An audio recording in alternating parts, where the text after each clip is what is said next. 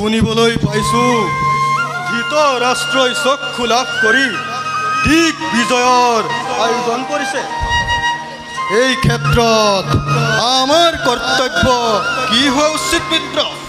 আমাৰ ৰাজ্যত যদি কৰে আক্ৰমণ, তেন্তে আক্ৰমণৰ পৰিহাৰ কৰিব লাগিব।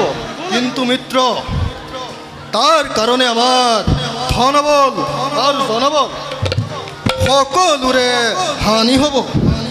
তাৰ পৰা আমাৰ কি লাভ হ'ব মিত্ৰ? ইয়াত লাভ লোকচানৰ কোনো প্ৰশ্ন নাই। শত্ৰু ৰূপে আৰু মিত্ৰ ৰূপে ব্যৱহাৰ কৰাটোৱে কৰ্তব্য। আমাৰ বিচাৰ মতে এই দিক বিজয়ৰ উদ্দেশ্য নিশ্চয় এই বিশ্বৰ পৰা অশান্তি দূৰ কৰিবৰ বাবেহে হৈছে। আমি হয়তো তেওঁলোকক সময়ত সহায়হে কৰিব লাগিব মিত্ৰ। ব'লা তেন্তে মিত্ৰ, আমিও ধৃতৰাষ্ট্ৰৰ আগমনলৈ অপেক্ষা কৰোঁগৈ। ব'লা মিত্ৰ।